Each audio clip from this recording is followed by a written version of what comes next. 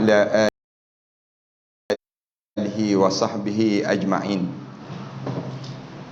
سبحانك لا علم لنا إلا ما علمتنا إنك أنت العليم الحكيم.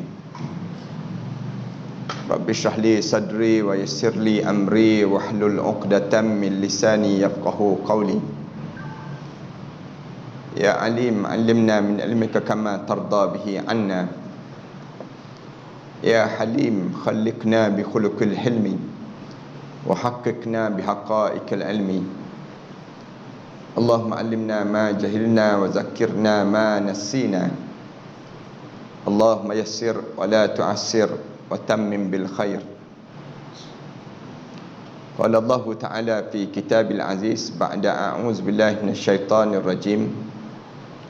بسم الله الرحمن الرحيم. حتى إذا جاء أحدهم الموت قال رب ارجعون لعلي أعمل صالحا فيما تركت كلا إنها كلمة هو قائلها ومن ورائهم برزخ إلى يوم يبعثون. Sehinggalah sampai saat kematian di kalangan mereka tersebut. Apabila mati saja anak Adam ini, mula dibaringkan jenazahnya di dalam kubur. Saat itu tiba-tiba terkeluar daripada mulut masing-masing menyebut, "Wahai Tuhanku, berilah peluang untuk aku kembali hidup di atas dunia. Kalaulah aku diberi peluang untuk hidup kembali di atas dunia, aku akan lakukan balik amalan soleh yang aku tertinggal waktu mana aku hidup dahulu." Sebutlah wahai malaikat pada orang dah mati ni, kalla, jangan sekali-kali kamu harap kamu akan hidup kembali. Innaha kalimatun huwa qailuha, hanya mulut kamu saja yang mengulang kata untuk kembali hidup. Wa min waraihim barzakhun ila yaum yub'atsun. Sedangkan mulai daripada saat ini kamu melalui saat barzakh, sampailah kamu dibangkitkan balik di padang mahsyar nanti. Surah Al-Mu'minun ayat yang ke-99 dan ayat yang ke-100. Yang dihormati Imam, pengurusi dan ahliatan puasa surau, pimpinan-pimpinan di semua peringkat, muslimin dan muslimat sekalian, Assalamualaikum warahmatullahi ta'ala wabarakatuh. Pertamanya, marilah sama-sama kita mengaturkan rasa syukur yang tak terhingga kepada Allah di atas nikmat panjangnya umur kita ini, sehingga kan Allah bagi lagi peluang pada kita untuk kita meneruskan perjalanan hidup kita di dunia yang sementara ini. Tuan-tuan pun tahu bahawa tak pernah dalam sejarah Malaysia ini Allah matikan manusia seramai ini. Seramai lebih kurang 29,000 lebih nyawa-nyawa yang melayang disebabkan pandemik COVID-19 ini. Seluruh dunia lebih kurang 5 juta lebih manusia yang mati. Kita ni kan, kalau kita dengar jumlah kematian satu keluarga mati kemenangan jalan raya, kita rasa sayu dan jauh je perasaan kita. Satu keluarga mati, baru 5 orang dalam sebuah kereta. Ataupun kita dengar satu kapal terbang terhempas dan mati semua mereka yang atas kapal terbang itu, maka kita ni tak akan mati-mati dalam hidup. Kita pun akan jumpa dengan kematian Lepas pada kita saja hidup di dunia ini, kita akan hidup lagi di alam yang ketiga, yang besar dalam hidup ini. Tuan-tuan pun ingatkan ayat Quran yang sentiasa diulang oleh para alim ulama, sentiasa dibaca pada kita. Allah ajar supaya sebut kullu nafsin za'iqatul maut. Tiap yang menyawa pasti dia akan merasai kematian. Allah sebut dalam ayat yang ringkas je. Sebut kata kamu bernyawa, kamu akan mati. Lepas tu Allah cerita terus, fa innama tuwaffawna ujurakum yaumal qiyamah. Segala gaji-gaji kamu, semua ganjaran-ganjaran kamu, semuanya aku tulis dan aku siapkan di akhirat nanti. Lalu Allah cerita, faman zuhzi 'anil nar wa udkhilal jannah. Sesiapa yang dimasukkan, dipesongkan daripada neraka, tiba-tiba dia dimasukkan ke dalam syurga, faqad faz. Allah ajar terus, orang ni lah orang paling berjaya sepanjang dia hidup di atas dunia dahulu. Orang berjaya ni bukan orang yang berada di ekor grandeur ni, tidak. Orang berjaya bukan orang yang dia memiliki rumah besar, tidak. Orang yang berjaya ni bukan orang yang dia mempunyai kereta mewah, tidak. Tapi orang berjaya ni Allah sebut faman zuhzi 'anil nar, orang yang dipesongkan daripada neraka, wa udkhilal jannah, dan aku masukkan dia ke dalam syurga. Lalu Allah sebut faqad faz, orang ni orang yang berjaya. Lalu Allah sebut terus, wa mal hayatud dunya illa mata'ul ghurur. Kamu kena tahu kehidupan di dunia ini mata'ul ghurur, nikmat yang sekejap dan penuh dengan tipu daya. Allah mula cerita pada diri kita ni bahawa kehidupan kita ni bukan di sini saja. Ada lagi kehidupan lepas pada ini. Lepas pada kita hidup di dunia ini, kita kena fikir bahawa kita kena hidup di alam yang ketiga. Alam yang ketiga dipanggil alam barzah. Alam yang kita akan sampai sekejap je lagi. Ni dipanggil alam barzah. Di antara kita dengan barzah ni ada dinding. Yang disebut dinding kita apa dia? Kematian. Dinding kematian itu untuk nak hidup di antara alam dunia kepada alam barzah yang Allah jadikan pada kita, yang dinamakan dengan barzakhun. Barzakh maknanya dinding yang Allah jadikan demikian. Lepas pada kita hidup di alam barzah, hidup lagi tak lepas pada tersebut? Hidup. Tak berakhir dengan barzah saja. Kita akan hidup lagi di alam yang keempat dalam perjalanan hidup kita ini. Allah, dia nak cerita kita ni hidup lepas pada ni. Allah jadikan dua perhatian untuk kita perhati setiap masa. Setiap masa ni kita kena perhati betul-betul. Yang pertama, sebelum daripada ni kita pernah hidup kan? Pernah hidup dalam hidup kita ini. Hidup kat mana? Alam mana? Alam yang disebut dengan alam kandungan ibu. Ni cara Allah nak mengingatkan kita. Saya yakin tak ada orang di puncak alam ni sebut, saya tak hidup dalam perut ibu saya, Ustaz. Saya tak keluar daripada perut ibu. Habis tu keluar daripada mana? Saya keluar daripada buluh betung, Ustaz. Saya keluar daripada buah labu. Tak ada dah cerita demikian. Kita pernah hidup kan dahulu di alam kandungan ibu. Hidup tak hidup di alam kandungan ibu? Hidup. Kemudian lepas pada kita hidup di alam kandungan ibu, kita hidup di alam kedua sekarang. Sekarang alam kedua baru. Alam kedua ni dipanggil alam fana. Alam yang hancur. Kullu man 'alaiha fan. Semua yang hidup ni akan hancur. Wa yabqa wajhu rabbika dzil jalali wal ikram. Yang kekal ialah Allah yang mempunyai ketinggian dan kemuliaan. Allah sebut demikian. Kita ni akan hancur, alam ni akan hancur. Segala benda yang ada pada kita semua akan hancur. Kullu man 'alaiha fan. Fan ni maknanya hancur, akan habis. Dia panggil demikian. Yang kekal ialah wa yabqa wajhu rabbika dzil jalali wal ikram. Lepas pada alam kedua kita hidup ni, kita hidup lagi alam ketiga.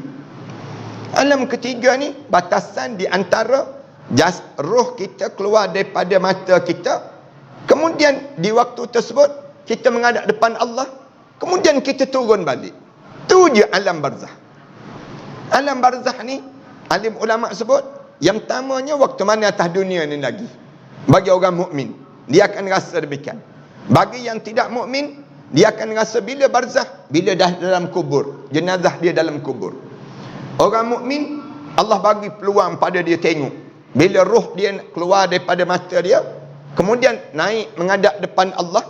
Kemudian bila menghadap depan Allah, kedengaran di arasy Allah sebut, tentukan dia di kalangan ahli syurga illiyin. Allah sebut demikian. Bila sebut syurga illiyin tu, mudah-mudahan semua yang hadir malam ni insya-Allah kita berdoa pada Allah supaya kita ni di kalangan ahli syurga illiyin. Bila demikian saja, turun terus roh, berdiri di hujung kepala kita. Kita mula nampak siapa yang datang mandikan jenazah kita. Kita mula rasa saat mana orang buka muka kita, kita nampak siapa yang datang seorang-seorang ziarah jenazah kita. Kita nampak siapa yang usung jenazah kita. Kalau kita mati kemalangan, terbaring atas jalan, kita nampak siapa yang tolong uruskan jenazah kita. Kita boleh rasa semua. Dengan syarat kita mukmin. Mukmin dia lain sikit daripada si kafir dan juga si munafik itu. Dalam hidup kita ni, kita boleh nampak semua. Nampak siapa, berapa orang yang usung jenazah kita, berapa orang yang solat jenazah kita, sampailah kita ke alam, masuk ke dalam kubur. Masuk dalam kubur tu pun kita nampak semua malaikat, siapa yang datang, kemudian siapa yang turun sambut jenazah kita, dengan syarat kita mukmin. Bila mukmin dia akan rasai ni alam barzah. Manakala orang kafir, orang munafik, dia rasa bila jenazah dah dalam kubur. Bila jenazah dah dalam kubur, baru dirasakan suasana yang disebut dengan barzah. Ni dalam kitab dia cerita perkara demikian. Nak sebutnya, barzah ni sekejap je. Kita akan hidup balik lepas pada ni. Tak percaya, cuba try mati, tak percaya. Nak tahu bagaimana barzah ni betul ke tak betul yang disebut ini. Kemudian, lepas pada kita hidup di alam barzah, sekejap lagi saya akan cerita macam mana kehidupan di alam barzah. Tapi saya nak sebutnya, lepas pada kita hidup di alam barzah ni, berakhirkah perjalanan hidup kita? Tak. Tak lagi. Kita akan hidup di alam yang keempat, dipanggil alam mahsyar.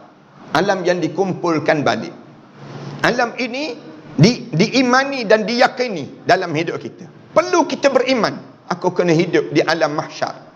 Bila kita bangun di padang mahsyar, kita sebut, man ba'athana min marqadina. Ni terkeluar daripada mulut orang mukmin. Bila bangun-bangun di padang mahsyar, dia sibuk tanya, man ba'athana min marqadina. Lalu mereka tanya, siapa yang bangkitkan kita daripada tempat tidur kita semalam? Elok semalam kita tidur, tiba-tiba hari ni bangkit dah. Man ba'athana min marqadina. Lalu dengar satu jawapan, suara, hadza ma wa'ada ar-rahman wa sadaqal mursalun. Inilah yang telah dijanjikan oleh Allah yang bersifat Ar-Rahman, wa sadaqal mursalun, dan benarlah rasul-rasul dahulu. Ni kan dalam surah Yasin kan? Kita tak jumpa ayat ni. Sah tak baca Yasin dia panggil. Nak gambarkan pada kitanya, bangun di padang mahsyar. Bila kita bangun di padang mahsyar, turun malaikat, kepung manusia dan juga jin. Turun 11 saf. Dalam hadis Rasulullah kata 11 saf. Yang turun kepung manusia dan juga jin. Lalu mula kepung manusia dan juga jin ni, Allah mula cabar pada orang yang jin dan juga manusia.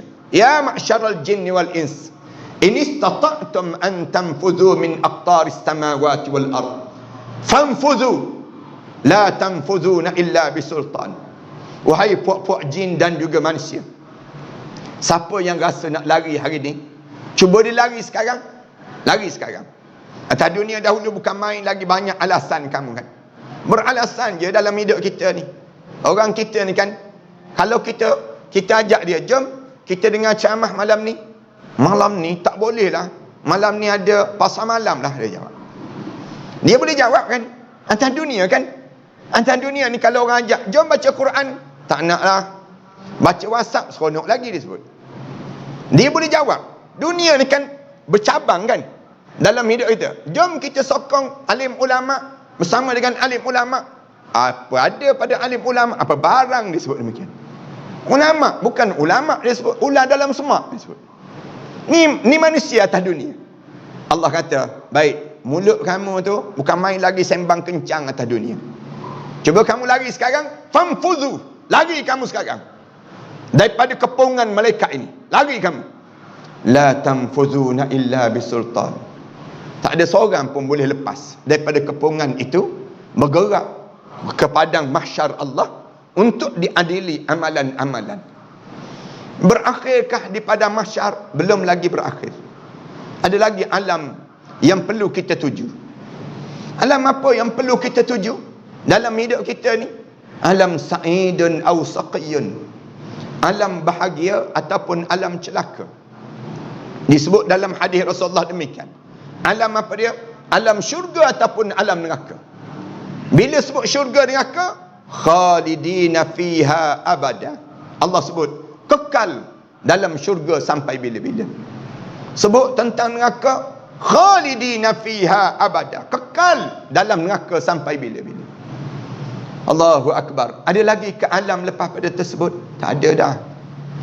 Tak ada dah dalam hidup kita. Tuan-tuan, saya sengaja memukaddimahkan malam ni untuk cerita sikit tentang tajuk yang tuan-tuan minta supaya saya sebut, suasana kehidupan di alam barzah.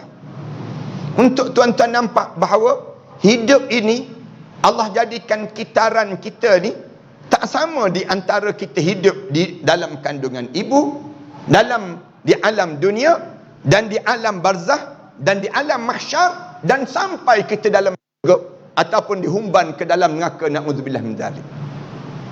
Bila kita nampak ni proses yang kita perlu lalui dalam hidup kita, yang ni susunan Allah dah susun, yang kita akan sampai. Bukti kita sampai, dah tengok dah ramai dah di kalangan kita yang telah sampai, yang telah sampai di alam sana. Tak ada seorang pun yang pergi ke alam barzah dihidup balik di atas dunia ini dan cerita balik tentang bagaimana kehidupan di alam barzah kecuali Nabi Muhammad sallallahu alaihi wasallam.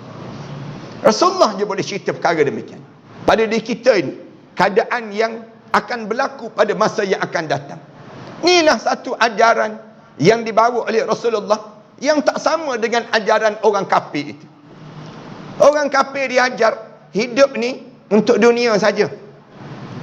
Tuan-tuan perhati orang kafir, macam mana diajar hidup kita ni? Mereka hidup untuk biar banyak duit. Mereka fikir dengan duit yang banyak itu menjadikan mereka hebat. Mereka fikir hidup atas dunia biar besar jawatan, biar banyak pengaruh. Ni cara orang kafir fikir. Orang kafir fikir supaya kita hidup atas dunia ni, jaga kecantikan, jaga rupa paras, supaya kamu ni sentiasa sihat dan kamu tak akan mati-mati. Gambaran yang diajar oleh orang kafir. Tapi Islam, Nabi Muhammad sallallahu alaihi wasallam datang, Rasulullah sallallahu alaihi wasallam ajar, hidup bukan di sini. Hidup bukan di dunia. Kehidupan yang besar ialah di sana. Di sana yang sebenarnya hidup, bukan di sini yang hidup. Ni yang diajar oleh Rasulullah dan dipasak dalam pemikiran sahabat-sahabat, yang disusun agar setiap umat Rasulullah sallallahu alaihi wasallam faham terhadap perjalanan hidup ini. Kerana hidup di alam barzah sekejap lagi, hanya 3 saja keadaan yang akan berlaku. 3 keadaan je yang berlaku depan kita ni di alam barzah. Tak sama dengan keadaan di dunia, tuan-tuan. Hidup di dunia ni boleh jadi kita kata, kita tengok di dunia ni berbeza-beza cara manusia hidup. Tapi di alam barzah, Rasulullah ajar pada kita melalui Al-Quran Karim ini, hanya 3 saja kehidupan untuk kita nak hidup. Tuan-tuan boleh pilih sekarang. Tuan-tuan nak hidup macam mana? Kehidupan yang pertama, saya sebut cerita tentang kehidupan orang mukmin yang kala mana dia menghadap di hadapan Allah. Sebahagian saya cerita sebentar tadi. Saat mana roh keluar daripada jasad kita, kemudian lepas pada sebut menghadap depan Allah, kemudian turun kembali roh kita. Kita nampak siapa yang datang nak mandikan jenazah kita. Kita sibuk bagi tahu pada orang yang nak mandi jenazah tersebut. Perlahan-lahan, sakit mati tadi belum habis lagi kita sebut. Ni kehidup yang kita nak bersiap ni, nak masuk ke alam barzah. Kita sibuk bagi tahu pada orang, cepat-cepatlah urus jenazah saya. Saya tak sabar lagi untuk berada di alam barzah. Masing-masing ni orang mukmin. Mudah-mudahan yang datang malam ni orang mukmin insya-Allah. Ni dipanggil demikian, yang bersiap. Bila dalam keadaan begitu diusung jenazah kita, kita boleh nampak berapa orang yang solat jenazah kita.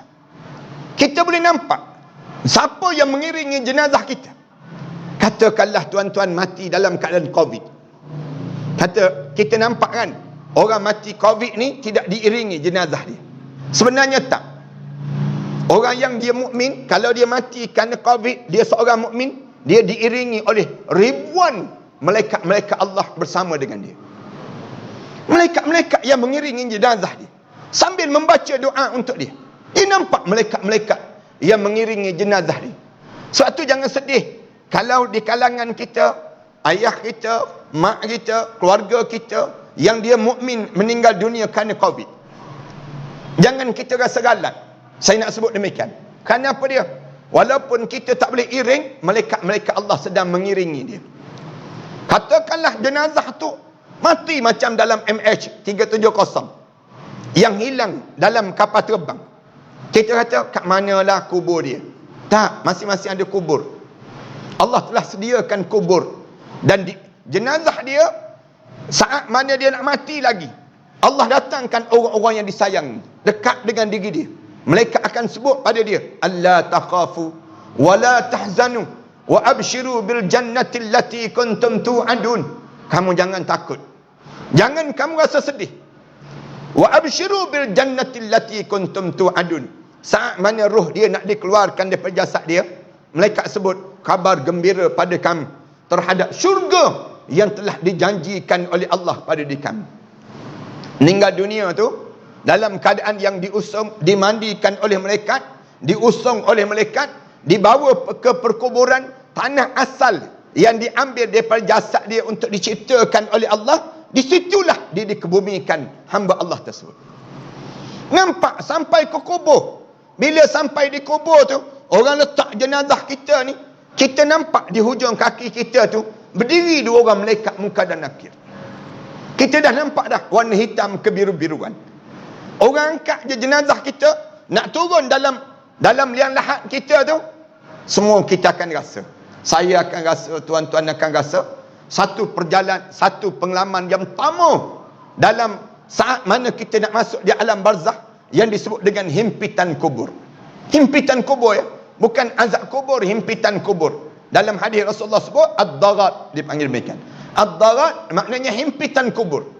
Jenazah tu angkat je, nak turun ke dalam kubur tu, pem terus dah. Pem terus dah.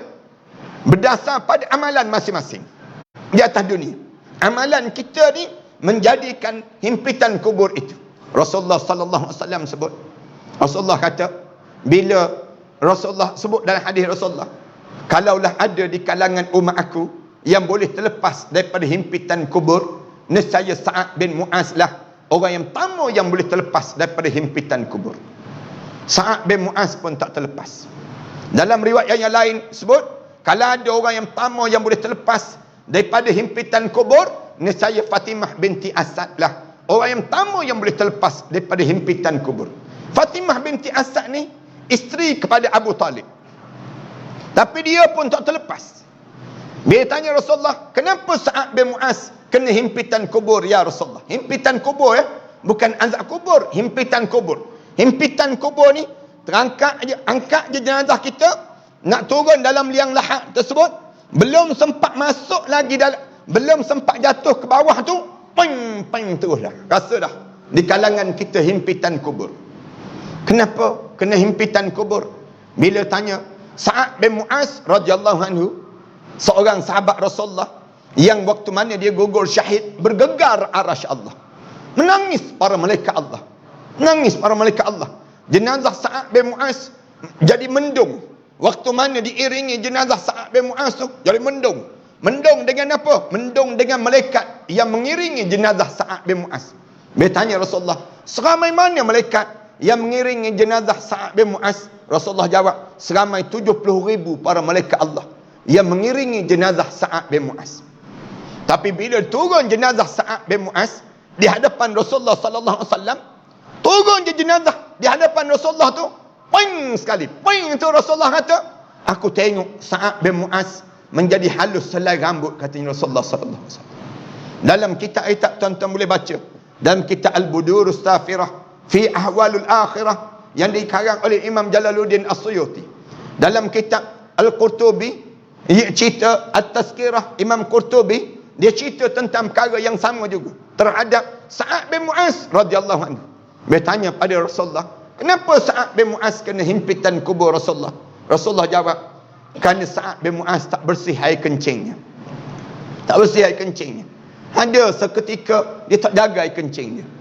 Demikian bila tanya pada keluarga Sa'ad bin Mu'az, kenapa Sa'ad bin Mu'az masuk dalam kubur je kena juga himpitan kubur?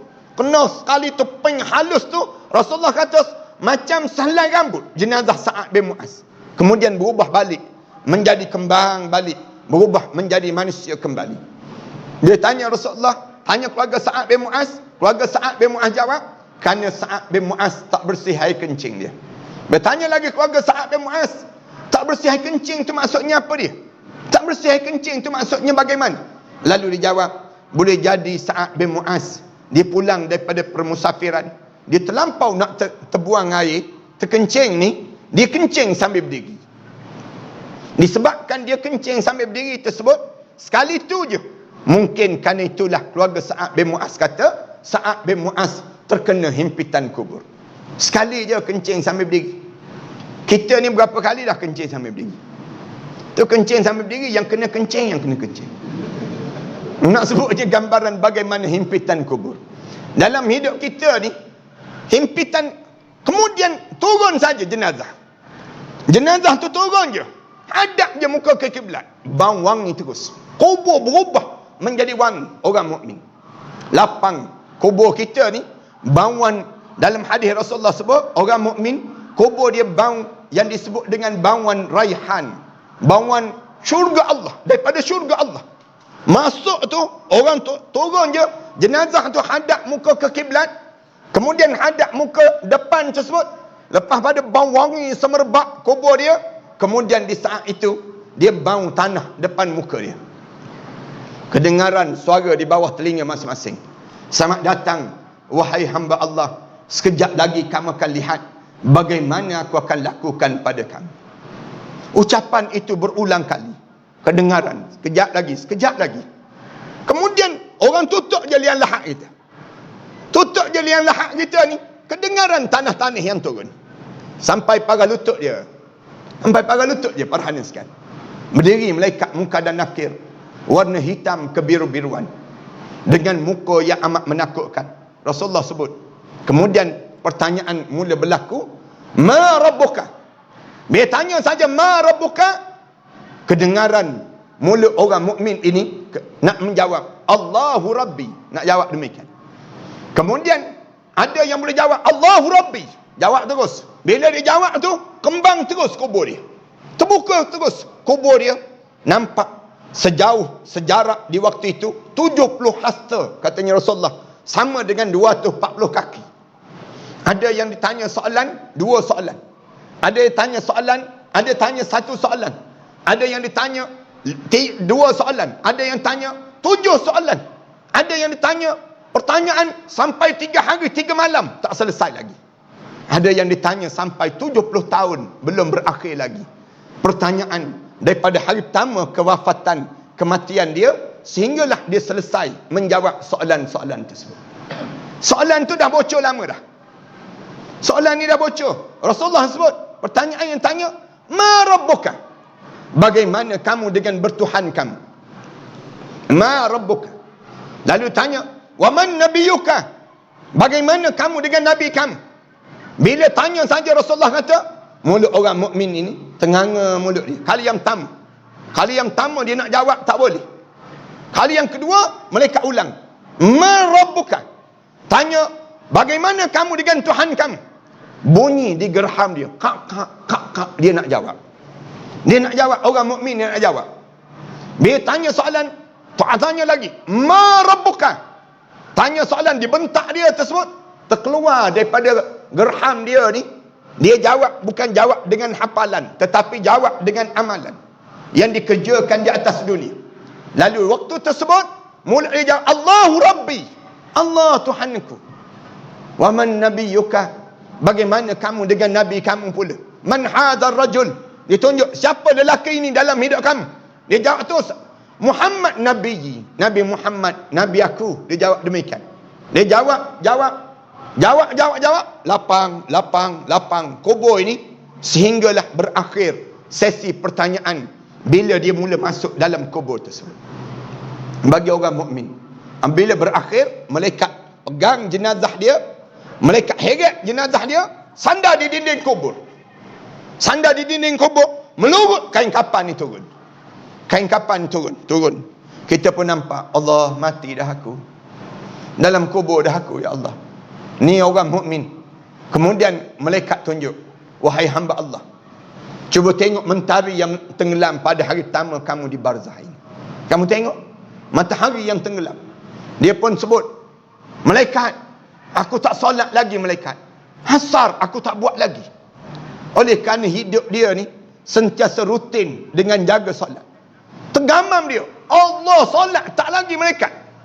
Malaikat jawab terus, la salata laka wala siyama laka. Tak ada solat dah untuk kamu, tak ada dah puasa untuk kamu, tak ada dah haji untuk kamu. Walakin numukal arusah, tapi jadikanlah malam ini bagaikan malam pengantin baru untuk diri kamu. Mewangi semerbak. Kubur dia berubah menjadi warna hijau yang cantik. Malaikat tanya pada dia, wahai hamba Allah, kamu nak hidup tak? Allah tanya, nak hidup balik tak atas dunia? Masing-masing jawab. Tak ada seorang pun yang masuk dalam kubur orang mukmin jawab, saya nak hidup balik. Tak. Semua jawab, tak nak. Mati ini cukuplah. Memadailah dengan kematian ini untuk menjadikan kehidupan yang indah pada masa yang akan datang. Tak ada seorang pun orang mukmin bila masuk dalam kubur mereka jawab nak hidup balik, kecuali orang mati syahid. Orang mati syahid dia kata nak hidup balik, kerana dia tak sakit saat mana dia dipancung kepala dia, saat mana peluru menembusi jasad dia, dia tak terasa sakarat. Manakala orang yang mati biasa, mati yang dianggap mati yang sebagaimana orang-orang biasa, semuanya melalui sakarat. Ni kelebihan orang mati syahid. Manakala orang yang mati biasa ni, bila tanya kepada malaikat, tanya nak hidup balik tak, dia jawab tak nak hidup. Kenapa tak nak hidup? Sakit sakarat, terbawa-bawa sampai ke dalam lubang kubur ini. Tanya lagi pada dia, kenapa tak nak hidup? Saya nampak tempat saya dalam syurga Allah jauh lebih indah daripada kehidupan di dunia yang tiada lagi rasa kenikmatan yang saya kecapi. Jauh nikmatnya dalam syurga Allah Subhanahu wa taala. Waktu tersebut kubur dah berubah dah menjadi warna hijau yang cantik. Rasulullah sebut, kemudian tumbuh rumput-rumput yang warna hijau, yang di saat tersebut bauan yang indah sangat di hujung daripada rumput tersebut. Malaikat tunjuk, tu asal tempat kamu dalam neraka, Allah telah alih tempat kamu dalam syurga. Dalam syurga, ya Allah telah sediakan untuk diri kamu. Maka di waktu tersebut lapanglah diri kamu, kerana kamu telah diberi nikmat oleh Allah senikmat yang sebegini. Tiba-tiba dengar saat tersebut macam lebah yang datang. Mula semakin dekat lebah, bunyian lebah, macam lebah tapi bukan lebah, berkilat-kilat, berkelip-kelip, cahaya-cahaya yang indah. Lalu tanya pada malaikat, siapa tu, apa tu yang datang tersebut? Hari pertama di alam barzah. Lalu malaikat jawab, itulah roh-roh mereka yang telah meninggal dunia sebelum daripada kamu sedang datang untuk menziarahi kamu saat ini. Roh orang mukmin, ya, semua masing-masing datang. Semakin dekat kedengaran, dia pun dengar suara-suara roh tersebut bercakap. Biarkan dia baru saja meninggal dunia. Tentu dia penat dengan permusafiran yang panjang itu. Tentu dia letih. Lalu roh orang mukmin ini, dia dengar saja begitu, dia jawab terus, tak, saya tak letih. Mai dekat. Saya nak tunjuk pada kamu ni. Kamu tengok ni, kain kapan yang saya pakai ni. Kamu tahu tak siapa yang memakaikan kain ini untuk saya tadi? Anak saya yang paling soleh pakaikan kain kapan untuk saya. Kemas je kain kapan ini, indah je disebut. Ni diceritakan setiap mayat dia akan berbangga dengan kain kapan yang dipakaikan oleh siapa dan kekemasan bagaimana di hadapan roh-roh yang telah meninggal dunia sebelum daripada ini. Masing-masing mula tengok cantik kata mereka, kemas. Masing-masing mula berbangga dengan amalan-amalan yang mereka buat. Lalu masing-masing datang mula bertanya khabar. Bagaimana isteri saya yang masih lagi di atas dunia? Kalaulah dia seorang suami, dia tanya, kamu kan berjiran dengan saya kan? Bagaimana isteri saya? Lalu di saat tersebut dia jawab, isteri kamu dah meninggal dunia lama dah. Tak datang ke tempat ini ke? Dia tanya. Tak datang bersama ke? Menangis tersebut. Menangis roh ini. Mula ditanya satu-satu. Bagaimana ayah saya? Bagaimana anak saya? Bagaimana orang? Hatta ikan, hatta buah-buahan, hatta yang disebut dengan tanam-tanaman, dia akan tanya satu persatu di kalangan mereka. Bergelak tawa di saat tersebut bila mereka mendapati semua mereka itu di kalangan orang yang saleh. Ni di antara roh dan roh bertanya khabar. Sebab tu Islam dia pesan sangat pada kita. Yang hidup ni jangan putuskan silaturahim. Bila orang sakit, ziarah orang sakit. Kita tahu dia sakit, ziarah dia, kerana nanti dia akan bawa cerita di dalam kubur nanti. Kemudian demikian juga bila dia mati, kamu kena solat dia, kamu iringi jenazah dia, kerana semua itu akan diceritakan dalam kubur sebentar lagi. Bagi orang mukmin, di saat itu terlonjak roh dia terbang ke atas. Lepas pada selesai sesi tersebut, lalu ternaik roh orang mukmin ni naik ke atas dalam burung yang warna hijau, lalu disebut di depan arasy Allah, menunggu saat yang disebut dengan dia beri nikmat-nikmat rezeki, sampailah menunggu saat dibangunkan di pada mahsyar Allah, bagaikan satu malam saja yang dirasakan di saat yang demikian. Tuan-tuan jangan bimbang dengan kematian orang soleh, tapi bimbanglah dengan kematian dua kumpulan lagi. Yang saya nak sebut suasana yang berada di alam barzakh. Suasana yang kedua yang disebut dengan hitam legam dan pucat lesi, yang menakutkan dan menggerunkan, yang disebut dengan orang kafir yang tak beriman pada Allah Subhanahu Wa Taala. Mati dalam keadaan kafir. Yang ni suasana yang menyebabkan masuk saja mengkubur, masuk saja diulang saja, ma rabbuka wa ma nabiyuka wa ma dinuka. Tanya soalan demikian tak boleh jawab. Bunyi Rasulullah kata tak boleh jawab. Bunyi dia nak jawab tak boleh jawab. Sampai kedengaran dia cuba menjawab tapi tak tahu apa dia nak jawab. Takutnya dia. Rasulullah kata, bila tanya saja dibantai saja, pum sebut, pum tu masuk dalam 7 tala bumi. Lalu Rasulullah sallallahu alaihi wasallam tunjuk bagaimana keadaan yang berlaku pada dia. Masuk tulang kanan, tulang kiri remuk menjadi satu, tenggelam dalam bumi sedalam 70 hasta setiap kali mana disoal dan dia tak mampu jawab. Menakutkan dan menggerunkan. Yang si kafir, yang ni tuan-tuan boleh baca dalam kitab-kitab gambaran keadaan yang demikian. Tapi saya nak sebut kumpulan yang tiga yang berada di alam barzakh. Suasana di alam barzakh bagi kumpulan yang tiga yang disebut di dalam Al-Quran. Banyak kali Allah cerita keadaan orang ni. Siapa kumpulan yang ketiga? Mati dengan penuh penyesalan yang tak berkesudahan. Siapa kumpulan ketiga ni? Dia orang Islam, tapi dia tak buat amal saleh di atas dunia. Sayang, peluang yang diberi oleh Allah pada diri dia, dia sia-siakan dalam hidup dia. Guru saya, waktu mana cerita kumpulan yang tiga ni, mereka menangis teresak-esak. Kebanyakan guru-guru menangis. Bimbang kalau kita termasuk kumpulan yang tiga. Bila kumpulan ketiga ni, dia terjaga dalam kubur. Dia terjaga dalam kubur, nampak dalam kubur terus. Ada satu riwayat kata, waktu mana orang nak usung jenazah dia nak keluar daripada rumah dia, dia mula nampak orang tarik jenazah dia, usung jenazah dia. Dia sibuk bagi tahu pada orang ramai, kamu nak bawa ke mana aku ni? Kamu nak bawa ke mana aku ni? Berdasar pada hadis Rasulullah sallallahu alaihi wasallam. Takut dia. Jangan. Jangan.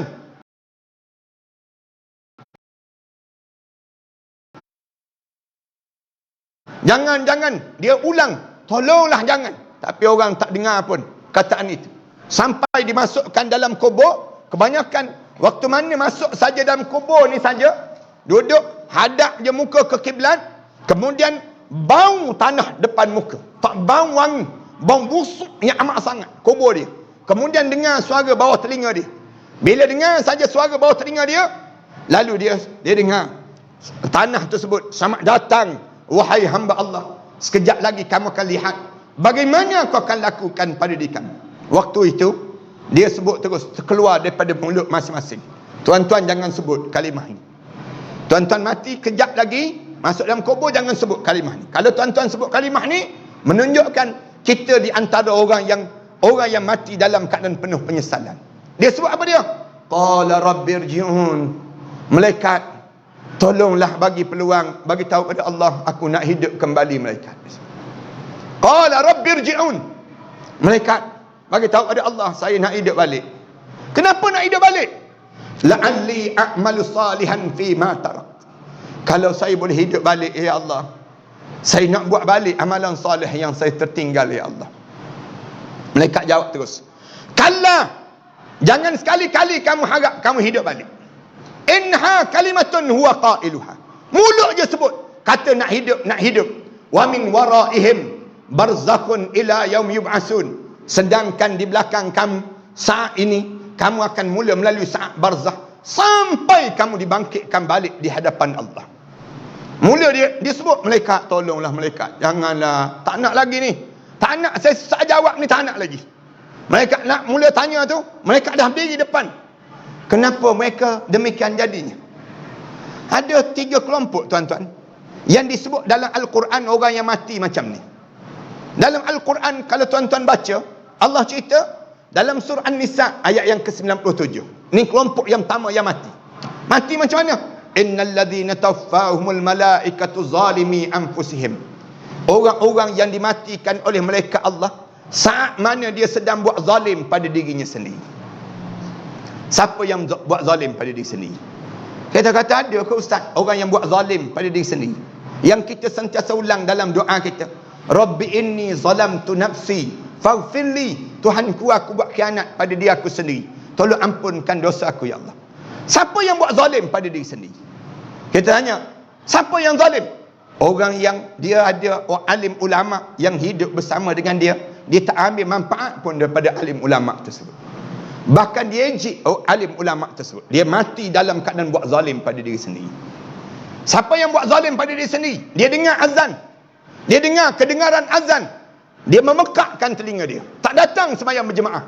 Dia mati suatu hari, saat itu dia sedang buat zalim pada diri sendiri. Dia tak boleh sebut padan muka tu imam, aku tak datang. Dia tak boleh sebut demikian. Dia kena sebut padan muka aku kerana aku tak datang. Buat zalim pada diri sendiri. Saya nak sebut, siapa buat zalim pada diri sendiri? Orang yang hisap rokok. Orang yang hisap rokok. Kalian mati di saat mana kalian hisap rokok? Kalian masuk dalam kubur, nanya kalian, saya nak sebut. Malaikat tanya, qalu fi ma kuntum. Kenapa kamu mati macam ni? Dia jawab, qalu kunna mustad'afina fil ard. Dia jawab, malaikat, saya orang lemah di atas dunia dahulu, tak mampu nak lawan nafsu saya, malaikat. Dia jawab, orang yang mati macam mana? Ni marah ni orang isap okok ni, merah telinga masing-masing. Menyesal pula datang malam ni. Nak sebutnya gambaran demikian. Siapa yang mati buat zalim pada diri sendiri? Orang yang tak boleh baca Quran. Mati di saat mana tuan-tuan tak boleh baca Quran. Jangan tuan-tuan, saya nak sebut, tuan-tuan jangan tak boleh baca Quran.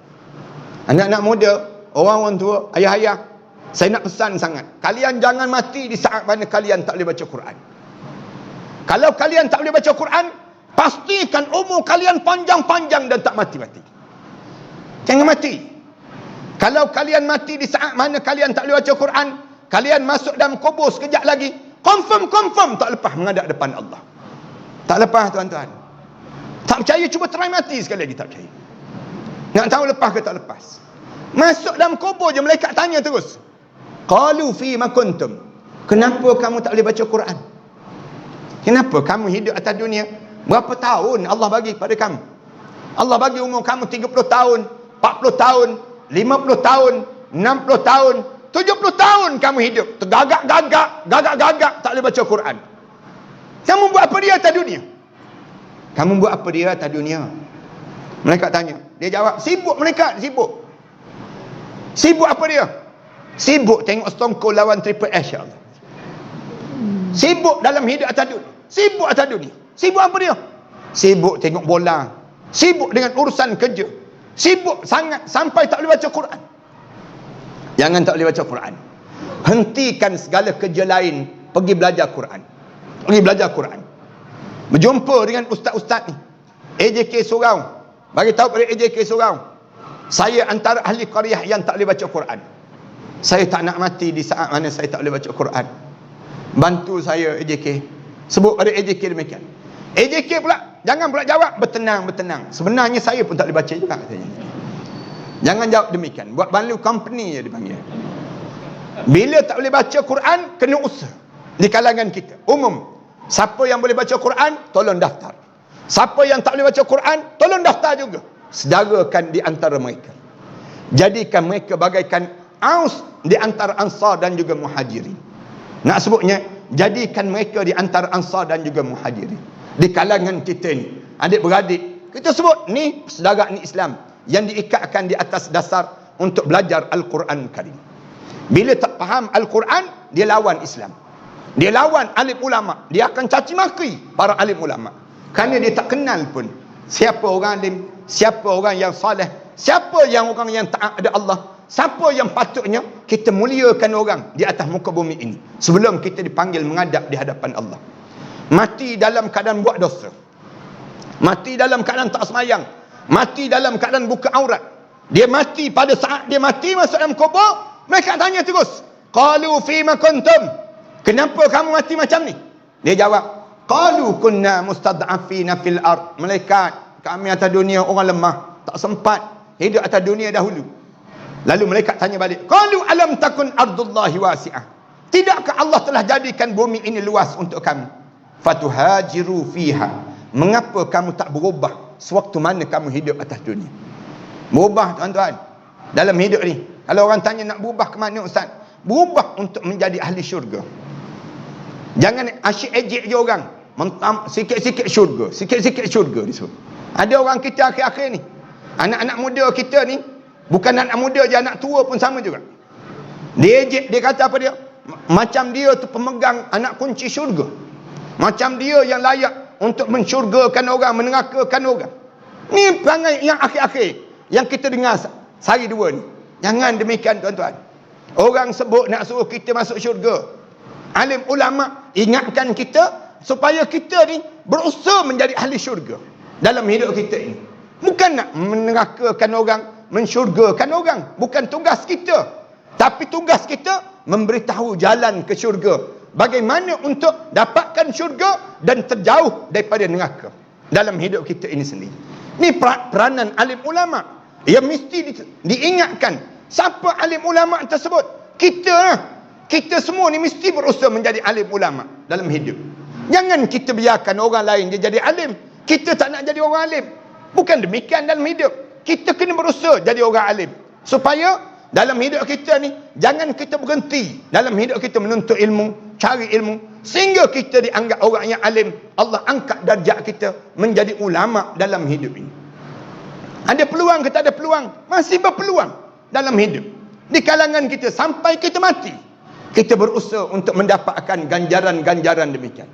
Sahabat-sahabat Rasulullah, mereka bukan belajar universiti, bukan masuk dalam peringkat. Mereka belajar dengan Rasulullah sehingga mereka menjadi orang alim. Ini cara dalam hidup kita kena berfikiran. Tuan-tuan jangan, tuan-tuan ingat, saya belajar bidang engineering ustaz, saya tak ada harapan jadi orang alim. Tak, bukan begitu. Tuan-tuan masih lagi terbuka. Tuan-tuan jangan sebut, saya dah habis belajar dah ustaz, saya takkan saya nak boleh jadi orang alim lagi. Tak. Belajar ni minal mahdi ilal lahdi. Daripada kita lahir sampai ke liang lahat. Kita belajar. Menjadi orang alim dalam hidup kita. Ini konsep dalam hidup kita dipanggil demikian. Lalu bila tak boleh jawab, masuk dalam kubur ni, faulaika ma'wahum jahannam. Lalu malaikat sebut terus, kamu diam-diam sudahlah. Tempat kamu dalam neraka jahannam. Wasa'at masira. neraka Jahannam ini seburuk tempat yang Allah sediakan untuk diri kami. Ni kumpulan yang pertama. Yang kedua, yang masuk dengan penuh penyesalan siapa? Ni kumpulan yang kedua yang Allah cerita dalam surah Al-An'am ayat yang ke-44. Disebut falamma nasu ma zukiru bih. Ada orang Islam ni yang dia mula melupakan segala peringatan Allah. Dia buat tak erti je. Covid yang berlaku ni kan, patut 28,000 mati. Penuh masjid-masjid surau-surau. Dia buat tak erti je. Padan muka orang dah mati dia sebut. Bagi diri dia, dia tak mati lagi. Dia tak ambil pun pengajaran terhadap kematian di kalangan kita. Tak ada perubahan dalam hidup. Pelik kan? Orang kita, orang Kedah panggil ketegak. Dia panggil begini. Kerah kepala. Degil sungguh di kalangan kita. 28,000 mati ni tak menyedarkan lagi dalam hidup kita. Kita nak suruh sedar sampai bila? Sampai orang mati 1 juta. Baru kita nak celik mata. Dah 5 juta dah dalam dunia ni yang mati kerana Covid. Ada kita berusaha nak semakin dekat dengan Allah. Tak. Dia buat tak erti. Allah sebut falamma nasu ma zukiru bih. Ketika mana mereka buat tak erti segala peringatan Allah. Allah bagi peringatan yang banyak dalam hidup. Dalam hidup kita ni kan, pernah kita kehilangan duit, peringatan. Kita pernah aksiden, peringatan Allah. Kita pernah demam, peringatan Allah. Kita pernah sesat dalam hutan, peringatan Allah. Kita pernah dalam hidup kita ni kena penyakit, dituduh fitnah, dengan fitnah dimaki dan sebagainya. Semua tu peringatan Allah dalam hidup. Tapi dia buat tak erti. Dia lawan, degil dalam hidup. Dia orang Islam ke? Dia orang Islam. Fatahna alaihim abwaba kulli syai'. Allah kata aku mula buka segala pintu maksiat yang dia nak buat. Saat mana dia degil dengan Allah, Allah buka segala pintu maksiat yang dia nak buat. Dia nak buat apa dia maksiat? Dalam hidup dia. Dia nak joget, penuh dalam TikTok dia dengan berjoget. Dia nak apa dia? Dia nak dalam hidup dia, dia nak menyanyi. Dia boleh menyanyi, suara dia jadi merdu. Herannya, bila suruh baca Quran, tak merdu pula. Bila suruh karaoke, merdu. Heran orang macam ni kan. Dia minum arak, tak mabuk. Dia hidup dia tak pernah solat, tapi rezeki dia banyak. Rezeki dia banyak. Fatahna alaihim abwaba kulli syai'. Aku buka segala pintu maksiat dia nak buat. Dia nak berzina. Hidup dia melanggar pelacur.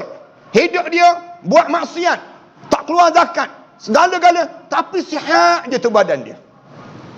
Dia ni dalam hidup tak tutup aurat, tapi ada je jodoh. Kahwin cerai dalam hidup dia. Kita kata ramainya dia ni kahwin. Ramai juga yang bercerai. Kita ni puas mandi bunga, tak jumpa-jumpa bunga. Nak sebutnya gambaran pelik kita dengan orang macam ni. Kenapalah Allah bagi? Tak, Allah kata, aku sedang istidrajkan dia. Kamu jangan pelik lah. Kalau dia tak semayang pun dia sihat. Kita ni semayang, jaga, sesama lagi, batuk lagi, macam-macam cara kita. Yang dia tak kena-kena. Kita heran. Covid pun tak kena orang macam ni. Patutnya orang macam ni, yang buat jahat-jahat ni, kena Covid, biar matilah. Sepatutnya demikian. Orang yang demikian. Tapi tak. Orang macam ni, sihat, selamat. Orang datang masjid seorang, yang ni pula jadi kena Covid. Nak sebutnya gambaran demikian. Allah kata jangan pelik. Hatta iza farihu bima utu.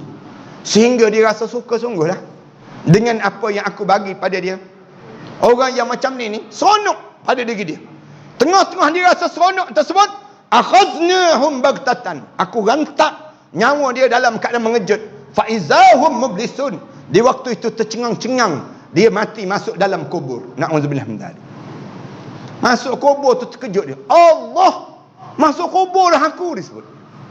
Dia sebut terus pada malaikat. Malaikat, tolonglah bagi peluang untuk aku hidup kembali di atas dunia, malaikat.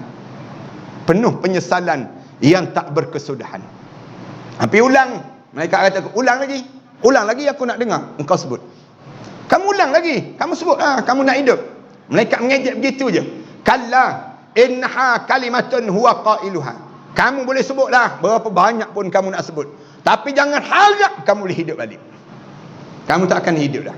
Ni alam barzakh yang penuh dengan penyesalan. Kumpulan yang ketiga.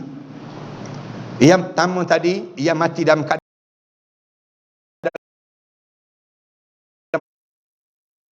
buat zalim. Yang kedua, mati dalam keadaan yang masing-masing melawan perintah Allah. Orang Islam lawan perintah Allah.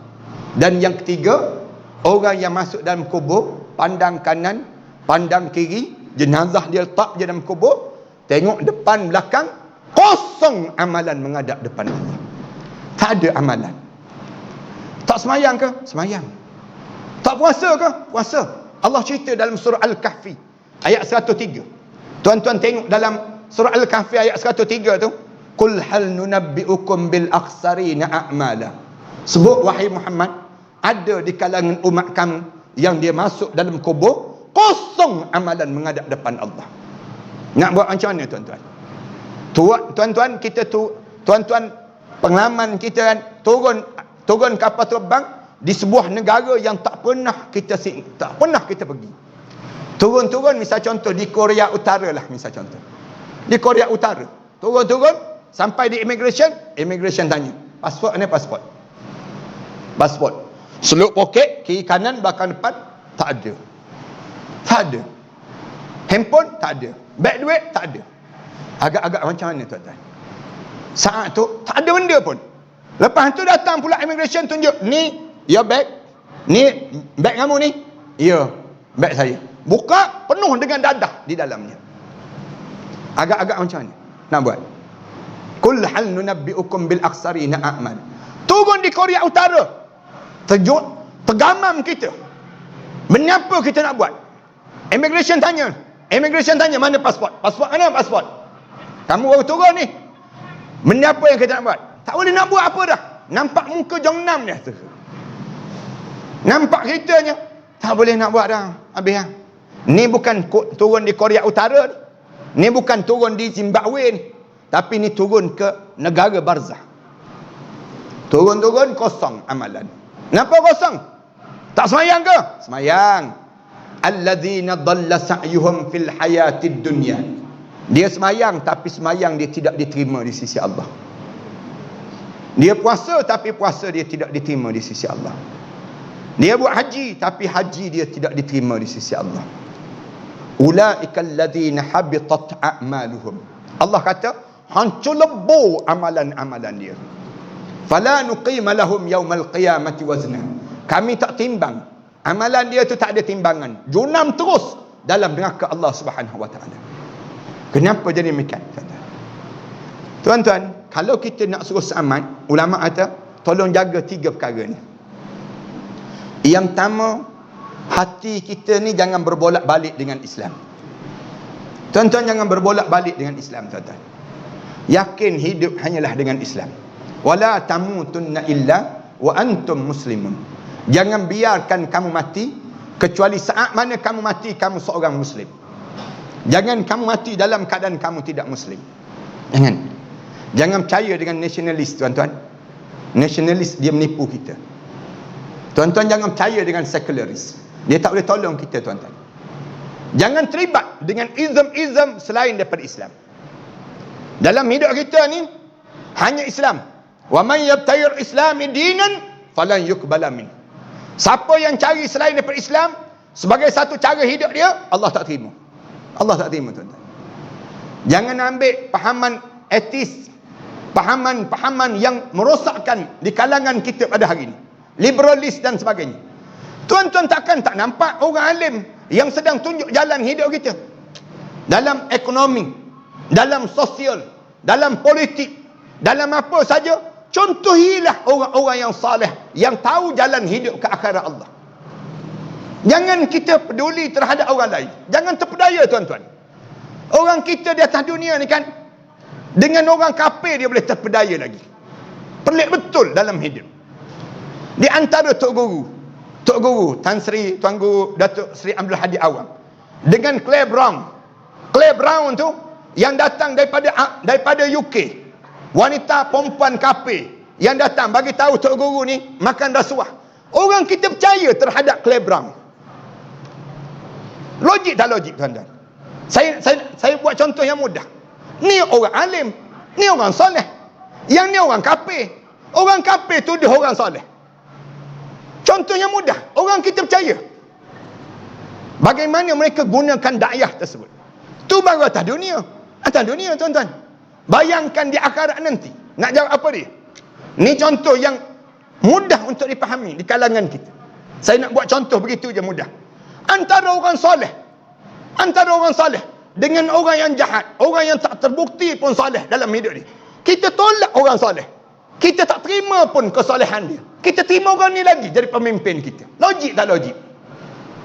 Tak logik langsung dalam hidup. Tak logik kita. Kenapa kita tak terima Islam? Orang kita tak terima Islam ni. Dalam ekonomi, pergi ke bank. Pegawai bank tanya, nak buat loan cara Islamik ke? Nak buat loan cara yang disebut dengan sekularis? Ataupun yang disebut dengan Islamik ke? Konvensional? Kamu nak buat yang mana? Dia pun tanya balik pegawai bank. Mana yang untung? Dia tanya. Mana yang untung? Kamu ni orang Islam ke orang kafir? Orang kita tak percaya dengan Islam, tuan-tuan. Dalam pendidikan, saya buat contoh yang mudah. Pendidikan itu dalam ekonomi. Dalam pendidikan, orang kita tanya, tak hantar anak ke menghafal Quran, belajar Quran? Dia tanya balik, ada masa depan ke? Menghafal Quran ni nak bawa ke mana anak? Orang kita tak yakin pun dengan Al-Quran. Tak yakin pun dengan hadis Rasulullah sallallahu alaihi wasallam. Habis tu kamu hantar anak kamu ke mana? Saya percaya dengan sekolah sekularis dibandingkan dengan sekolah agama. Bila anak-anak kita habis belajar, tuan-tuan, dia guna ke apa yang dia belajar? Dia tak guna pun, tuan-tuan. Tuan-tuan tanya diri tuan-tuan sendiri. Bila tuan-tuan habis belajar, tuan-tuan guna ke yang tuan-tuan belajar dahulu? Tak guna pun sekarang. Yang kita kena guna Al-Quran dan hadis Rasulullah sallallahu alaihi wasallam. Mengapa Al-Quran dan hadis kita tak belajar dahulu? Mengapa kita tak belajar dahulu? Sedangkan kita belajar yang kita tak guna pun sekarang. Dulu bukan malang menghafalkan sejarah para meswara, misal contohnya. Bila habis belajar ni, kita guna tak para meswara tersebut? Tak guna pun. Yang kita guna uping-iping je sekarang. Dalam hidup kita. Ni contoh saya nak buat. Bukan saya nak tolak keseluruhan, tidak. Saya sebut tu ilmu umum, ilmu awam. Ilmu awam lain dengan ilmu akhirat lain. Kita kena pandai. Dia panggil priority. Belajar Al-Quran ni tak rugi pun dalam hidup. Anak-anak kita dia baca alif lam mim. Alif lam mim tu bukan satu huruf, tapi Rasulullah kata dah 3 huruf dia sebut. Setiap satu huruf tu 10 kebaikan. 10 kebaikan, 10 kebaikan. Orang kita tak, dia kata kalau belajar je sekolah agama nanti, masa depan kat mana? Nak pergi ke mana? Allahu Akbar. Singkatnya cara kita berfikir. Biarlah habis dulu Al-Quran. Bukan kita sebut habis dulu Al-Quran, habis dulu hadis Rasulullah. Belajarlah ilmu mana pun kamu nak belajar. Kerana kamu dah ada asas dalam hidup kamu. Benda yang paling utama dalam hidup. Dalam hiburan, sama juga. Orang kita tak boleh terima hiburan Islam. Allah, tak boleh lah hiburan Islam ni mendayu-dayu dia sebut. Mendayu-dayu. Kemudian mengantuk. Kemudian romantik sangat. Habis tu kami nak hiburan yang bukan Islam. Lagi senang. Rock, rap, macam-macam gaya. Yang dia nak ada dalam hidup dia. Lebih dia rasa terhibur dengan cara demikian. Dia tak rasa dengan bizikrillahi tatmainnul qulub. Dengan zikir pada Allah menenangkan dalam hidup dia. Jangan, tuan-tuan. Jangan berbolak-balik hati kita dengan Islam. Ambil Islam ni kukuh dalam jiwa kita. Yang pertama, nak suruh jangan bagi kosong dalam kubur. Kalau tidak, semayang tak diterima oleh Allah. Puasa tak diterima oleh Allah. Kerana kita campur di antara Islam dengan nasionalis. Kita campur di antara Islam dengan sekularis. Islam ni Islam. Al-Islam huwal Islam. Islam tu Islam. Dia tak boleh campur-campur dalam kehidupan kita. Ni kehidupan orang mukmin yang dia nampak bagaimana perjalanan ke akhirat Allah. Yang pertama. Yang kedua jaga ibadah pada Allah. Nak suruh jangan kosong. Ibadah apa yang kena jaga? Solat. Sembahyang, tolong jaga, tuan-tuan. Jangan tak jaga solat. Sesukar mana pun, sesusah mana pun, sepayah mana pun, solat mesti dijaga dalam hidup. Kerana dia asas kepada segala amal ibadah yang lain untuk diterima di sisi Allah. Dalam hidup kita ni, jangan tinggal walaupun 1 rakaat. Yang pernah tertinggal dahulu qada. Kerana umur kita masih lagi berbaki. Manakala yang kita tak boleh qada banyak sangat, minta ampun pada Allah. Ya Allah, ampunkan dosa aku, ya Allah.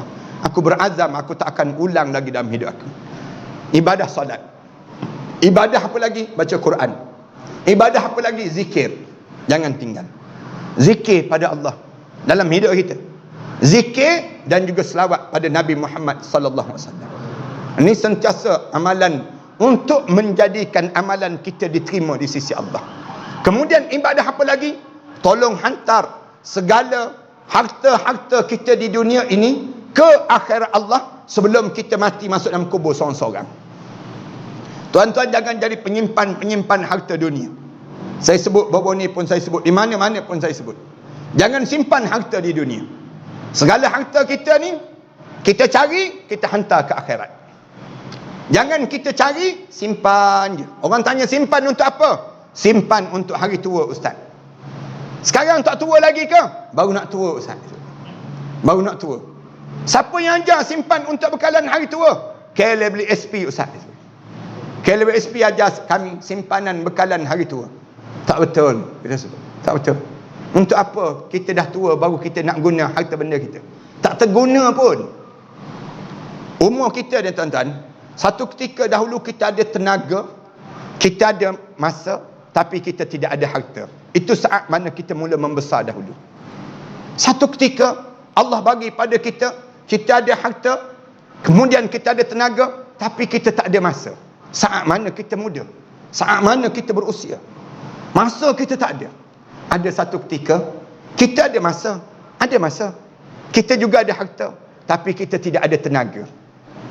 Tenaga kita berkurang saat mana kita tua. Bila kita tua, tenaga tak larat dah.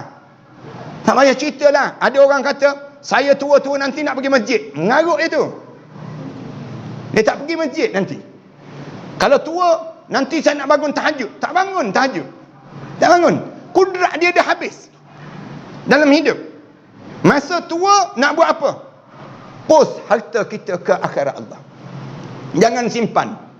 Jangan jadi orang yang pernah mati berbilion harta dia di atas dunia, dia mati masuk dalam kubur, tinggal harta di atas dunia seorang-seorang. Dia kena jawab terhadap harta tersebut. Mengarut je dalam hidup. Tapi harta kita ni tolong post ke akhirat. Macam mana nak post ke akhirat?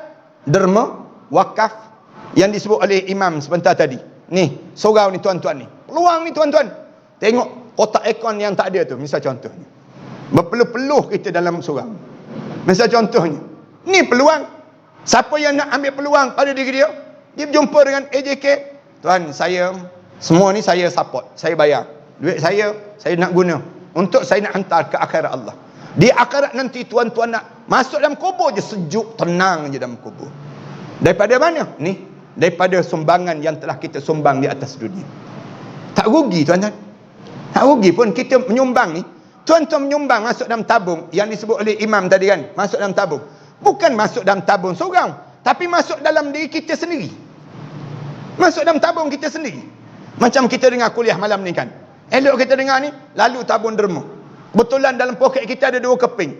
Sekeping RM50, sekeping lagi RM1. Agak-agak mana yang masuk? Yang RM1 kan, RM1 masuk. Yang RM50, kedai tom yam banyak lagi ni ustaz. Kita sebut demikian. Akhirat nanti berjumpa balik RM1. Kita berjumpa balik RM1. RM1 tu jumpa. Tapi kita tengok, menyampah aku dengan aku sendiri dia. Kenapa? Bagi RM1, dia sebut demikian. Rugi dalam hidup kita. Sekarang ni tuan-tuan, hantar je ke akhirat. Ada dah yang kita tak guna. Tak boleh nak guna dah. Ramai mana orang kita, dia ingat dia boleh hidup sampai 200 tahun dalam hidup dia. Sekarang dah umur 60 lebih dah dalam hidup kita. Bila-bila masa saja kita boleh menghadap depan Allah dalam hidup kita. Jangan simpan atas dunia. Kerja kita apa dia? Post ke akhirat. Hantar ke akhirat. Sebagaimana orang pergi Mekah, bila banyak harta-harta barang dia beli, dia post ke Malaysia terlebih dahulu. Yang menyebabkan di Malaysia ni sampai dah kurma, sampai dah air zam-zam, sampai dah jubah, tuan kat Mekah lagi. Demikian juga kita. Tolong hantar tuan-tuan. Bagi tahu, panggil anak-anak kita. Ayah, ada abi, ada tanah seluas 6 ekar. Kamu adik-beradik 4 orang je. Ambil sekar seorang tanah tersebut. 2 ekar lagi tu simpan untuk abi dan juga umi. Kita sebut pada anak-anak kita. Ni bahagian Abi dengan Mami kami. Dengan bahagian Abi dan Mami kamu dan juga Umi kamu, ni bahagian. Rumah ni jangan siapa ambil. Jangan siapa rebut. Rumah ni milik Abi dan Umi kamu, dan bila mati Abi nak wakaf untuk surau dan juga masjid. Jumpa dengan AJK surau, AJK masjid. Rumah kita ni, anak-anak kita tak duduk pun. Dia ada rumah sendiri. Dia ada kereta sendiri. Dia ada kehidupan dia sendiri. Dia bina. Kalau kita biarkan, nanti dia berkelahi adik-beradik. Dia berkelahi sama-sama mereka sebut. Yang menyebabkan kita berjumpa dengan AJK seorang. Saya nak wakafkan rumah saya. Bila saya mati, isteri saya mati, rumah tu menjadi milik seorang. Kita sebut demikian. AJK seorang pula, bila meninggal dunia je hamba Allah ni, umum pada AJK qaryah, kita ada rumah. Rumah tu harga 600,000. Rumah tu harga 1 juta. Kita tak nak jual 1 juta. Kita tak nak jual 600,000. Tapi kita nak jual rumah yang harga 1 juta tu, kita kata 600,000 je bayar. 400 lagi harga yang perlu datang semayang berjemaah di surau ini. Bila dia meninggal dunia, wakafkan balik untuk surau. Itu perjanjian kita. Akhirnya harta tu menjadi milik orang Islam sampai bila-bila. Ni kaedah yang perlu kita jaga. Ni simpan. Untuk apa? Hari tua. Dah tua, balik kampung, buat rumah besar. Untuk apa rumah besar di saat mana kita tua? Dah siap je rumah besar, beli kereta besar pula. Tak puas hati lagi nak masuk rumah baru ni, kahwin isteri besar pula dia. Kahwin, masuk seminggu je meninggal dunia dia. Dah kereta baru dapat pada isteri baru. Rumah baru pun dapat pada isteri baru. Dah isteri pula habis je iddah, kahwin dengan suami baru.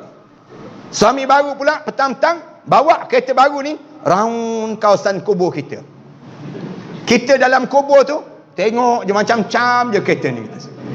Kalau dia round saja tak apa juga, dia horn tu sakit hati. Bila dia horn tu rasa nak jadi hantu maklimah balik ke rumah je rasa. Jangan demikian para hadirin sekalian. Ramai dah orang kita kena demikian. Tolonglah hantar ke akhirat Allah supaya tak kosong kita dalam kubur nanti. Yang ketiga, tolong jaga akhlak. Siapa yang nak supaya dia tak kosong amalan dia bila masuk dalam kubur nanti, tolong jaga akhlak.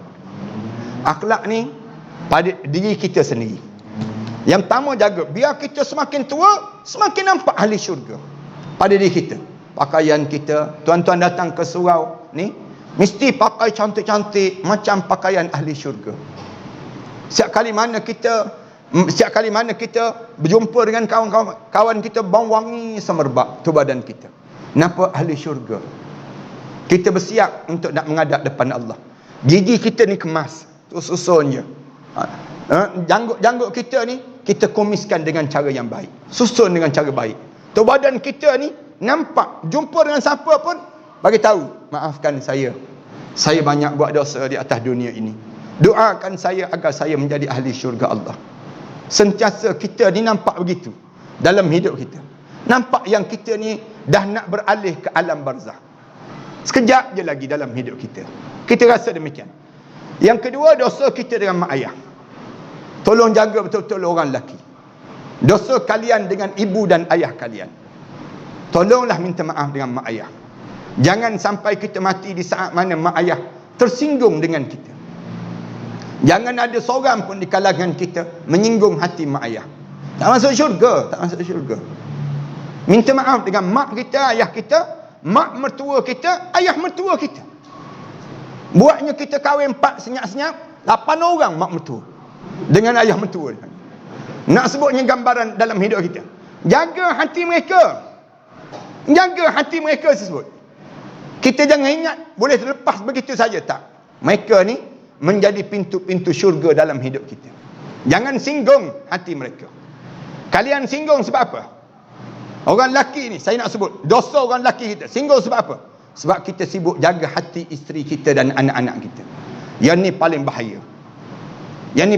Saya nak sebut pada orang perempuan, kalian jangan menyinggung hati suami kalian. Macam mana orang perempuan menyinggung hati suami dia? Dia angkat suara di hadapan suami dia. Memadai dengan dia angkat suara di hadapan suami dia, menghancurkan amalan-amalan yang dibuat dalam hidup dia. Jangan angkat suara wahai orang perempuan pada suami kalian. Kalian angkat suara je, tengking je suami kalian. Ia menyebabkan kalian hancur lebur amalan-amalan kalian. Suami kalian akan menjadi seorang lelaki yang kecut perasaannya, jiwa dia. Bila sentiasa ditengking, orang perempuan tahu tak? Orang lelaki kena penyakit apa? Penyakit takut bini, dia panggil demikian. Yang sedang kena pada orang lelaki saat ini. Dalam tak sedar, kita jadi takut pada isteri kita. Ni penyakit lelaki Melayu terakhir ni. Saya nak sebut. Kenapa diam semua macam pernah kena je ni sebut. Nak sebutnya dalam hidup kita ni. Sampai kita ditengking isteri kita, buat pilihan di antara mak ataupun saya. Dia sebut. Ada orang perempuan sebut macam tu. Ada suami dia. Kalau engkau nak balik, engkau balik je. Aku tak nak balik ke rumah mak engkau. Dia sebut. Dia boleh hantar mesej pada mak mentua dia. Jangan sentuh anak cucu aku. Engkau bukan mak aku. Dia sebut demikian. Tengok macam mana dia. Jangan sentuh anak aku. Dia sebut. Jangan datang rumah aku. Dia sebut cakap kasar dengan mak mentua dia. Ada orang perempuan yang macam tu. Kalian jangan simpan isteri yang demikian. Kalian simpan, kalian tak berjumpa syurga Allah. Kalian jangan simpan wahai orang lelaki. Bila isteri kalian cabar kalian, pilih antara saya ataupun mak awak. Ceraikan isteri tersebut. Kerana orang perempuan isteri boleh dapat cari lagi, mak tak dapat cari. Mak tak ada dah dalam hidup. Sampai begitu dia cabar kita. Orang lelaki. Berlaku zaman Rasulullah. Bukan saya cerita ni, berlaku zaman kita je. Zaman Rasulullah. Berlaku demikian. Bila seorang pemuda datang bagi tahu kepada Rasulullah, saya di antara saya dan ayah saya, antara saya, ayah saya dan juga isteri saya ya Rasulullah. Mana yang perlu saya jaga ya Rasulullah? Rasulullah jawab, isteri kamu, ayah kamu itu pintu syurga dalam hidup kamu. Isteri saya, ceraikan isteri tersebut. Rasulullah sebut pada pemuda itu. Nak sebutnya gambaran dalam hidup. Jangan sampai sedemikian rupa. Orang perempuan jangan angkat suara. Bila angkat suara ni, suami ni lama-lama terkesan dalam jiwa dia. Orang lelaki ni kan belum kahwin, memang banyak mulut. Tapi dah kahwin, dia simpan mulut dia dalam hati. Ni perangai orang lelaki. Dia diam je. Tapi dia diam pun dia sakit hati. Orang perempuan belum kahwin, memang tak ada mulut. Dah kahwin, mulut kat mulut. Bila mulut kat mulut, di saat itulah dia menyinggung hati suami dia. Dalam tak sedar dia menyinggung hati suami dia.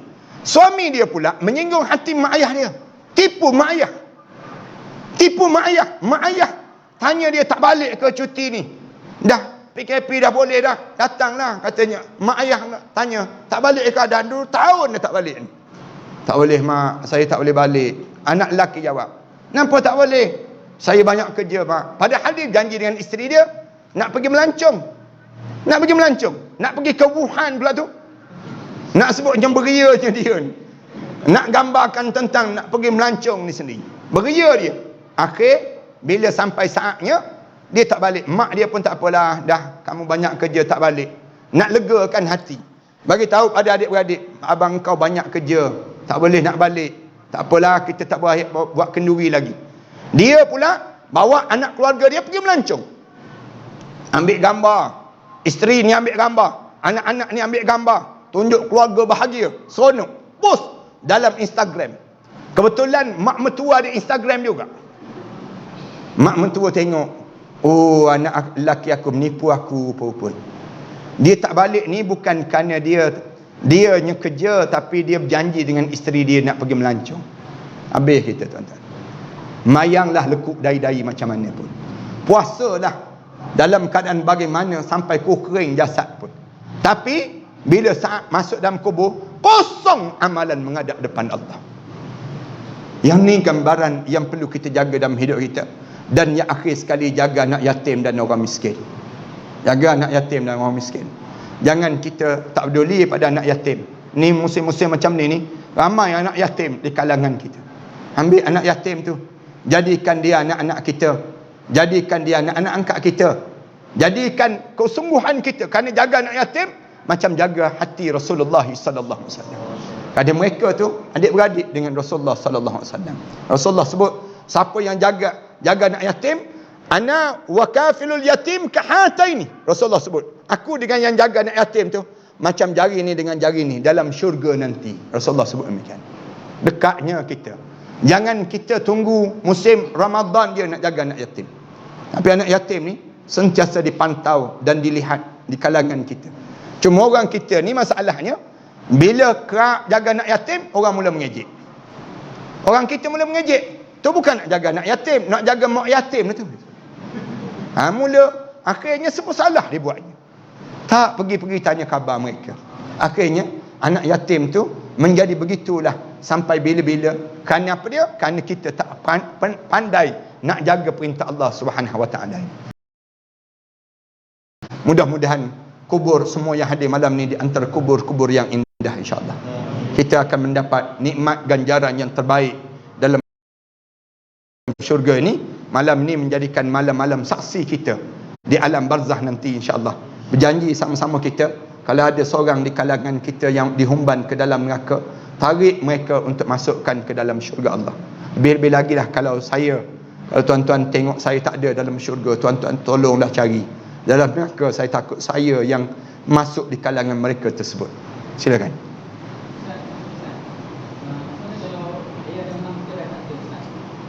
Ayah mak dah tak ada, masih lagi kena berbuat baik pada mereka.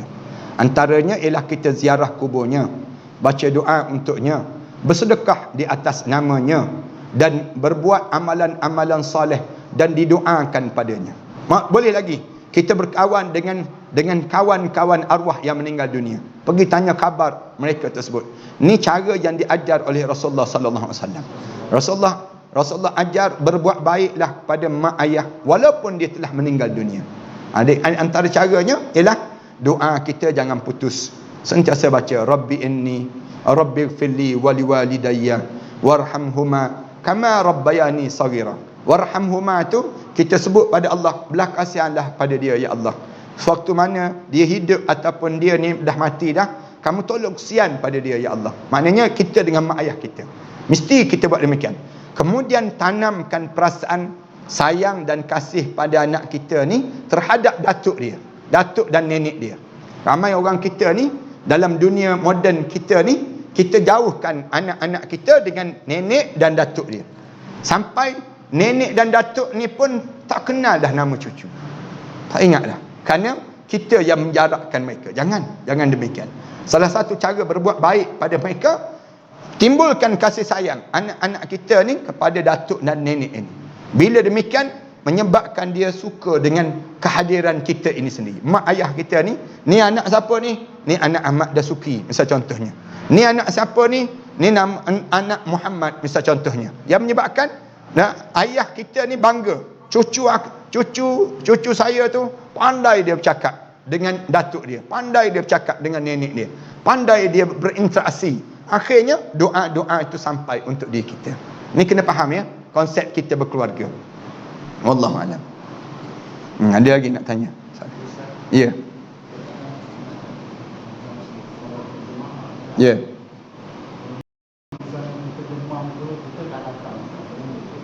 Kalau kita demam, kita tak datang, kita dapat pahala solat berjemaah. Bila kita dalam keadaan yang kita sihat, kita sentiasa datang. Macam tuan-tuan, biasa je datang ni dalam dengar kuliah. Suatu hari, kita tak boleh datang kerana kita sakit. Dapat pahala tak waktu mana kuliah yang tersebut? Dapat pahala. Kerana kita tak datang tu terhalang kerana kita tak sihat. Tu Allah bagi pahala. Allah dah tulis dah. Dinding-dinding ni tertulis nama tuan-tuan. Dinding-dinding ni akan baca doa. Suatu hari kita tak boleh datang langsung. Maksudnya kita dah mati dah. Dinding ni akan baca doa untuk diri kita. Ni maknanya kelebihan pada diri kita lah. Sebab tu jangan putus hubungan kita dengan Allah. Sembahyang berjemaah ni salah satu cara untuk menjadikan kita dikenali di sisi Allah. Kita memperkenalkan diri kita hamba kepada Allah dengan solat berjemaah. Kalau tidak, Allah tak kenal pun kita. Dengan kita hadir di majlis-majlis yang disebut dengan solat berjemaah, kuliah dan sebagainya, Allah kenal. Bila Allah kenal, Allah istihar pada malaikat dia. Wahai malaikat, aku suka dengan hamba ni dan kamu semua sukalah dengan hamba ni. Seluruh alam ni akan mendoakan diri kita. Itu kelebihan yang ada pada diri kita lah. Jangan tertinggal. Yang umur 60 tahun ke atas berebut sahf yang pertama. Sahf yang pertama ni mesti dia rebut di surau ni. Tiap kali mana saf yang pertama ni, kita tu yang duduk kat situ. Orang tanya kenapa? Saya dah sampai masa untuk nak menghadap depan Allah. Bila-bila masa je saya akan dipanggil oleh Allah. Jadi saya tak sabar untuk saya nak jumpa dengan Allah dengan amalan salih yang saya kerjakan ini. Ini sifat kita yang perlu ada. Ya. Terima kasih di atas kesempatan, peluang yang tuan-tuan berikan pada saya pada malam yang baik ini. Tuan-tuan hidupkanlah surau ini. Mudah-mudahan dengan tuan-tuan yang duduk kawasan ni menghidupkan surau yang baik ini, lama-lama berkembang surau ni menjadikan tempat-tempat saksi kita di akhirat nanti. Tuan-tuan dengan cara tadilah berlumba untuk melakukan kebaikan. Tambahkan dana-dana di surau kita ni, panggil para asatizah, panggil ulama-ulama yang jauh sekalipun, tapi kita nak tumpang ilmu daripada mereka. Daripada sumbangan yang tuan-tuan bagi tadi, dia akan berkembang pahala-pahala. Ni dipanggil al-ilmu yang tafi'un bih, ilmu yang bermanfaat. Tuan-tuan tak mengajar, tuan-tuan tak buat kuliah, tapi tuan-tuan infak kepada mana-mana ustaz yang datang untuk ceramah, tuan-tuan dapat ilmu yang ustaz mengajar tadi, pahala tu tuan-tuan akan dapat sama. Tu cara dia. Sebab tu tabung-tabung yang ada tu tuan-tuan penuhkan, masukkan. Setiap kali mana kita ada ruang, ada peluang je, kita infak. Mudah-mudahan kita infak tu bukan bagi pada orang pun, untuk diri kita juga, yang kita akan jumpa balik di akhirat nanti insya-Allah. Tu cara demikianlah. Yang keduanya tuan-tuan, saya ni bangunkan ma'had tahfiz di belakang saya. Lebih kurang 6 buah sekolah tahfiz yang saya tanggung lebih kurang semenjak daripada 12 tahun yang lepas. Ni tahun yang ke-13 lah saya bangunkan. Saya bangunkan di Kelantan, saya bangunkan di Pahang, di Jerantuk Pahang. Saya bangunkan juga di Pulau Langkawi, di antara Gunung Mak Cincang dengan Gunung Raya tu. Tuan-tuan akan jumpa sekolah saya. Tuan-tuan jangan pergi Langkawi makan siakap je. Tuan-tuan pergi ke Langkawi tu datang ke sekolah saya. Datang ziarah tengok anak-anak yatim dan orang miskin yang menghafal Quran. Pelajar-pelajar dia 200 lebih. Saya sedang bangunkan masjid di sana. Masjid yang besar, insya-Allah. Mudah-mudahan dia akan menampung kawasan tersebut. Kemudian dalam masa yang sama juga saya bangunkan di Kuala Terengganu, saya bangunkan di Shah Alam. Di Shah Alam ni ada 2, di Syekh Syelapan 1, kemudian di U12 1. Saya beli bangunan-bangunan di situ, kemudian saya buat ma'had tahfiz dan saya buat college tahfiz. Pelajar-pelajar keseluruhan ada lebih kurang 1000 lebih pelajar yang menghafal Quran ini.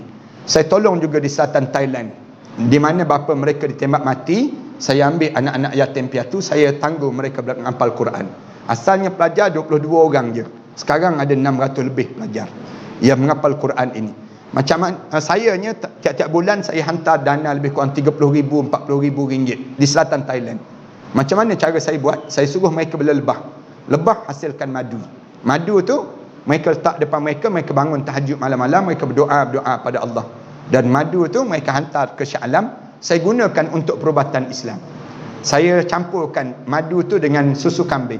Susu kambing ni, kalau tuan-tuan nak rasa yang dalam liquid pun ada, yang debu pun ada. Saya buat dua-dua. Saya campurkan dengan coklat. Dalam coklat saya campurkan dengan madu. Tuan-tuan ada kat belakang nanti. Ni dana untuk sekolah saya lah. Dan madu tu sendiri, madu yang pelajar-pelajar menghafal Quran, baca ayat Quran dan sebagainya. Saya karang beberapa buah kitab, antaranya kitab ni, Persiapan Menjelang Kematian. Ni antara kitab-kitab yang tuan-tuan wajib bagi saya kena ada. Kerana dalam ni ada muka surat, pada muka surat 47, satu doa yang diajar oleh Rasulullah kepada Abu Hurairah. Jika kalian ingin ditidurkan untuk saat sakit kalian. Maknanya orang kita sekarang ni kena COVID dan sebagainya, dia tahu dah, dia tidur ni tak tentu lagi boleh bangun ke tak boleh bangun dengan penyakit yang didertai. Kebetulan malam tu mati dia. Rasulullah kata jasad dia diharamkan oleh api neraka Allah dan juga tempat dia dalam syurga Allah. Doa dia pendek je. Tuan-tuan baca je doa ni. La ilaha illallah yuhyi wa yumit wa huwa hayyul la yamut. Ni doa yang diajar oleh Rasulullah untuk kita baca. Tuan-tuan nak ziarah orang sakit pun lebih baik tuan-tuan bagi kitab-kitab macam ni daripada bagi durian, nangka, mempelam tu. Kita bagi kitab macam ni, dia faham lah. Maknanya mati tu senang ceritanya. Nak sebut tak tergamak sangat dia bagi demikian.